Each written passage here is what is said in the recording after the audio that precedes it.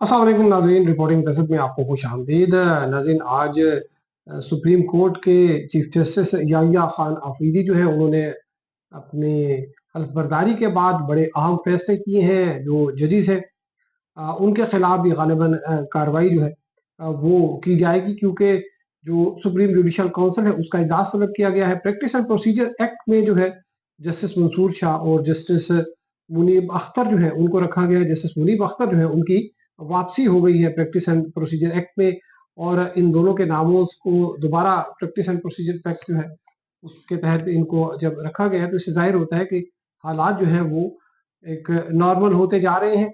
और जो केपीके के जो वजीर आला हैं जिन्होंने धमकी दी थी कि हम इस्लामाबाद जो है वो जाम करेंगे, वोट टेकिंग के दिन वो जो है हल्फ बर्दारी की तकरीब में सफ़े अव्वल में जो है वो दिखाई दिए। और उसके साथ साथ जो पाकिस्तान तहरीक इंसाफ के जो वकील हैं फैसल चौधरी, वो दोबारा से मैदान में आ गए। गुज़िश्ता दिन जो है उनको ऑफलाइन किया गया था, लेकिन अब वो दोबारा जो है उनको पाकिस्तान तहरीक इंसाफ के जो चेयरमैन है इमरान खान, उनकी पिटीशन जो है दायर करने की जिम्मेदारी दी गई थी, जो कि आज उन्होंने पूरी की, और पिटीशन जो है उसकी समाअत अगले हफ्ते होगी। इसके बारे में भी आपको बताएंगे। नासिर इकबाल साहब सीनियर कोर्ट रिपोर्टर है, सीनियर सहाफ़ी तज्ज़ियाकार हैं। नासिर साहब, ये जो आज ये फैसले किए हैं याहिया आफरीदी साहब ने, जस्टिस याहिया आफरीदी साहब ने, सुप्रीम जुडिशल काउंसिल का भी इजलास बुलाया, क्योंकि अदलिया पर ये बड़ी तनकीद होती थी कि उनके अंदर जो है खुद एहतसाब भी नहीं है। तो आप किस तरह से देखते हैं इसको? देखिए, उन्होंने आते ही वो 3-4 बड़े अहम डिसीजंस लिए हैं। उनमें ये सुप्रीम जुडिशियल काउंसिल की जो मीटिंग बुलाई है, ये बड़ी अहम है। इसका मतलब है कि वो बहुत सीरियस है और वो चाहते हैं कि या जो फ्रिवोलस पिटीशंस हैं, जजेस के खिलाफ वो खत्म हो जाए, क्योंकि ये एक तरह की तलवार ही होती है ना। और जो और फ्रिवलेस अगर जो नहीं है। और जो नहीं है तो उस पे फिर कार्रवाई शुरू की है। उनके पास आपको याद होगा पिछली दफ़ा चीफ जस्टिस जो फॉर्मर चीफ जस्टिस थे काज़ी फ़ाज़ ईसा साहब, उन्होंने कहा था तकरीबन 100 से ज़्यादा हमारे पास रेफरेंसेस हैं। अब देखते हैं उनमें से बेशुमार और भी इसके बाद बहुत सारी कंप्लेंट्स आ चुकी हैं। अब ये देखते हैं कि इसमें कौन सारे वो केसेस टेक अप करेंगे।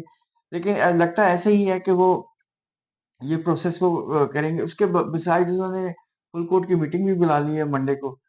और आपको ये आपने तो बता ही दिया कि वो जो कमेटी थी supreme court practice and procedure act के तहत जो कमेटी थी, उसमें जस्टिस मुनीर भी आ गए, जस्टिस मंसूर अली शाह साहब भी आ गए। उसके अलावा उन्होंने एक मीटिंग बुलाई है एंटी टेररिस्ट कोर्ट्स की, उसकी जो जजेस हैं उनके और उनसे वो मंगवाई है कि आप अपनी जो है ना रिपोर्ट दें, जो मतलब जो सालाना रिपोर्ट होती है वो भी मंगवाई है। उसके अलावा उन्होंने ये काम किया है कि जो लाइव स्ट्रीमिंग का जो फैसिलिटी थी वो सिर्फ कोर्ट रूम नंबर 1 में थी। अब उन्होंने ये ऑर्डर दे दिया कि तमाम कोर्ट रूम्स में ये फैसिलिटी अवेलेबल की जाए। लेकिन उसमें ये होगा कि जो पार्टीज इन्वॉल्व है उनसे पूछ के ये लाइव स्ट्रीमिंग हुआ करेगी, ऐसे नहीं होगी। इस तरह की चीजें फिर से उन्होंने तकरीबन 7 या 8 बेंचेस भी बना दिए हैं। तो नेक्स्ट वीक फुल स्विंग के साथ सुप्रीम कोर्ट काम करना शुरू करेगी। अच्छा, वो उधर फुल स्विंग के साथ करेगी, तो ये प्रैक्टिस एंड प्रोसीजर एक्ट जो है, इसमें बाज़ लोग कह रहे हैं कि ये तो अब बड़ी नून लीग के लिए, हुक्मरान इत्तेहाद के लिए बड़ी खतरनाक बात है कि जस्टिस मुनीब और जस्टिस मंसूर अली शाह जो है वो दोबारा मेन स्ट्रीम में आ गए हैं। क्योंकि ये तवक्को की जा रही थी कि शायद वो इस्तीफे दे देंगे, कि वो सुपरसीड हुए, जिस तरह फौज में एक ट्रेडिशन है। लेकिन हमने देखा कि लाहौर हाई कोर्ट में इस तरह नहीं हुआ, और वो जजेस जो हैं, जो सीनियर प्यूनर जज थे और जो दूसरे नंबर के जज थे, वो तीसरे नंबर की जो जज साहिबा थी, उनके तहत जो है वो काम कर रहे हैं। तो मेरे ख्याल में वही मॉडल यहाँ पर भी अप्लाई होगा। हाँ, देखिए वो ये तो अगर आप वो एक्सपेक्ट कर रहे थे तो मतलब ये गलतफहमी थी या बेवकूफ़ी कह लें। कि आप कैसे एक्सपेक्ट कर सकते हैं कि जजेस रिज़ाइन कर देंगे। देखें वो एक प्रोसेस के ज़रिए आए हुए होते हैं और उन्होंने ओथ लिया हुआ है कॉन्स्टिट्यूशन के तहत कि उन्होंने सिर्फ़ काम करना है और इंसाफ फराहम करना है। तो ये तो उसके सिलसिले में अगर आप कोई जज नहीं बना तो उसका मतलब वो रिज़ाइन कर दे। ये मतलब कल उस लेकिन खत जो उन्होंने लिखा था, वो हाँ, किसी खत जज वो का तो नहीं था, वो तो बड़े दुखी दिल के साथ लिखा हुआ हाँ, था। खत उनका था और वो खत बड़ा सख्त किस्म का खत था और वो काज़ी फ़ाज़ तक के आखिरी दिन में था। लेकिन बहरहाल अब तो वो अब किस्सा पारीना हो गया है। लेकिन ये है कि अब देखें कि ये माहौल लगता है तो बज़ाहिर तो ऐसा ही है कि अब माहौल बेहतर होगा। लेकिन जहाँ तक आप ये कह रहे हैं कि देखिए, हुकूमत को तकलीफ होती है कॉन्स्टिट्यूशनल केसेस से। कॉन्स्टिट्यूशनल केसेस के लिए तो कॉन्स्टिट्यूशनल बेंच बनेगा और उसके लिए सुप्रीम जुडिशियल काउंसिल की भी सुप्रीम जुडिशियल नहीं, सॉरी, सुप्रीम जो है अपना just judicial commission of Pakistan की मीटिंग होगी। तो उसमें फिर कोई जज नॉमिनेट होगा। अभी उसकी मीटिंग होने वाली है, अभी उसके बारे में कोई इत्तला तो नहीं है, लेकिन देखें उसमें क्या। कोई नए जजेस भी आएँगे। हाँ। तो ना साहब एक और जो चीज़ थी कि वो जो खतूत लिखे जाते थे, वो लीक कित करते थे, कोई कोर्ट का स्टाफ कर देता था या कोई और चीज़ें। तो अभी इस हवाले से उन्होंने क्या कोई नहीं, इक़दामात नहीं, करे वो हैं? उसमें ये है कि सिर्फ स्टाफ नहीं, वो अमूमन ये एक्स या ट्विटर में चला भी जाता था ना, कई दफ़ा ऐसे खत जो है वो एक्स में आते थे, तो वो फिर हर जगह डिस्ट्रीब्यूट हो जाते तो थे। इस हवाले से नहीं कोई के कोई नहीं, खतूत वो की कोई मतलब वो रोकथाम करें? नहीं, ये देखिए, खत वो तो अब नहीं आएँगे इंशाल्लाह। वो कैसे नहीं आएँगे? नहीं, देखिए, खत कौन लिखेगा? हर जज को तो आदत नहीं है खत लिखने की। देखिए, जो खत होते हैं ना, वो कोई जुडिशियल ऑर्डर तो नहीं है ना, जुडिशियल ऑर्डर तो सिर्फ नहीं जजमेंट्स तो है। कोई स्टाफ वग़ैरह को उन्होंने कोई हिदायत वग़ैरह दी है कि देखिए, वो इंटरनल मैटर्स है, मुझे नहीं मालूम, हो सकता है कि उन्होंने कहा हो।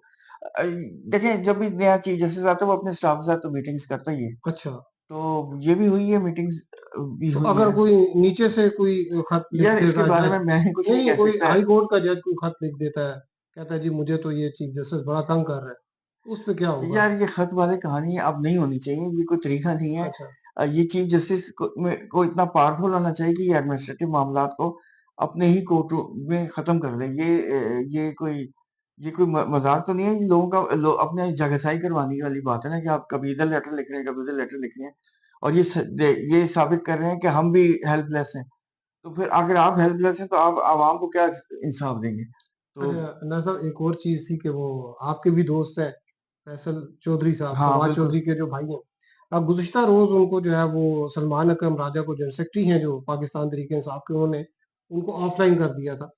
अभी जो है वो उन्होंने दोबारा उनको बीच में इन किया है, बैरिस्टर गौहर अली खान चेयरमैन जो है पाकिस्तान तहरीक-ए-इंसाफ के। और हमें जो पता चला वो ये कि बुशरा बीबी साहिबा जो हैं, उन्होंने भी जो इनके हक में बात की। तो आप इसमें क्या देखते हैं कि अब पाकिस्तान तहरीक-ए-इंसाफ में एक वकील है जो कि बड़ी मुश्किल से अडयाला जेल भी गया, पिटीशनें दायर दायर की, और आपको पता है फैसल चौधरी जो है वो फीस भी नहीं लेते। यही मैं आपको कहने लगा था कि आपका एक वर्कर है जो आपकी सिर्फ इनकी फीस नहीं, वो पीटीआई के जितने भी केसेस होते हैं, ज्यादातर वो फीस नहीं लेते। मेजोरिटी ऑफ केसेस में वो फीस नहीं लेते। अपनी जेब से पैसे खर्च करके वो केस लड़ते हैं, और वो हर जगह मौजूद होते हैं, भाग दौड़ है। तो अब ये देखें ना, ऐसे जो सिंसियर सपोर्टर और वर्कर या पीटीआई की जो अहम रुकन है, उनके साथ ये तो बड़ी ज्यादती है कि जब आप उनको मना कर दें। बेतहाशा उन्होंने पिटीशन फाइल किया, और हर केस में वो जाके उसको परसू भी करते हैं, और बड़ी मेहनत से उसको परसू करते हैं, तैयारी करके जाते हैं। ऐवें नहीं उठ के चले जाते, जो आपको पता है मेजॉरिटी ऑफ पीटीआई के वो हमारे तो ऐसे ही, दोस्त, हाँ, वो आते बहुत सारे हैं, हमारे शौकिया आ जाते हैं, हाँ, घर से उठते हैं, मतलब वो लाइयर ड्राइव के मैं लिए। जानता हूँ, आप भी जानते हैं, और हमने कोर्ट में ये प्रोसीडिंग्स भी देखी हुई है। बड़े सीनियर सीनियर लॉयर हैं जो बगैर तैयारी के आते हैं और जज के साथ पॉलिटिकल बातें करते हैं, पॉलिटिकल पॉलिटिकल बातें आपने करके। सामने खोसा साहब की बात और भी कर बहुत सारे लोग हैं।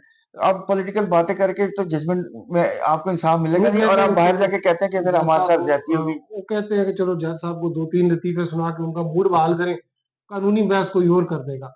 नहीं, बाहर जाके जब केस आ जाते हैं तो कहते हैं जी, जब जज ने हमारी बात ही नहीं सुनी। आपने कोई लीगल आर्गुमेंट किए होंगे तो वो बात सुनेंगे ना। लेकिन वो जो पिटीशन है ना साहब, उसमें बड़ी सीरियस किस्म की चीज़ें हैं, उसमें लिखा है जी कि इनको जो है जो है लो स्टैंडर्ड का खाना दिया जाता है, इनके अखबार बंद कर गए दिए गए हैं, और इनके सेल जो है उसमें बिजली भी नहीं है, और वो रात को जो है वो बिल्कुल अंधेरे में रहते हैं।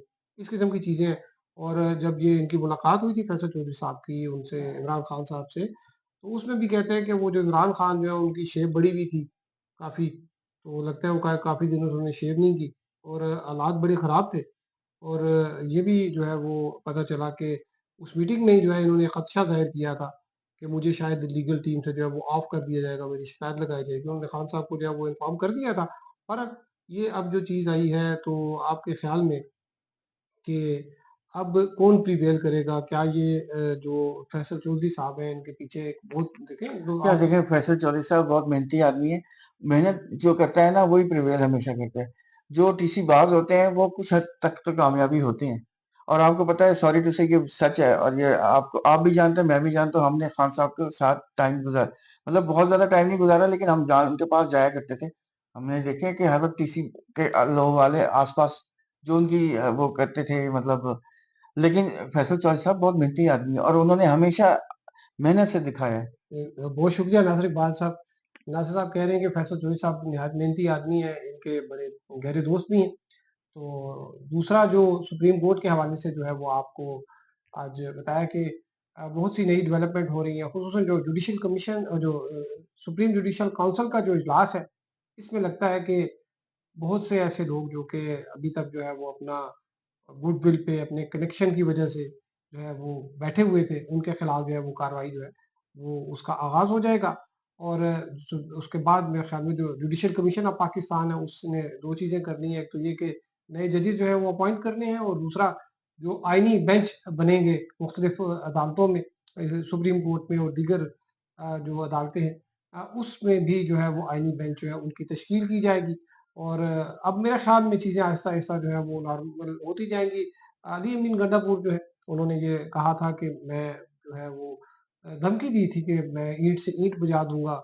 और ये जब इनकी अपॉइंटमेंट हो रही थी जस्टिस यहिया खान आफरीदी की, लेकिन आज जो है उनकी ओथ टेकिंग में बड़े जो है वहाँ पर मौजूद थे, पहली सफ में मौजूद थे, पहली सफ में और भी बड़े-बड़े लोग मौजूद थे जिसमें आर्मी चीफ भी थे, डीजीआईएसआई भी थे, वज़ीर-ए-आज़म भी थे, वज़ीर आला भी थे।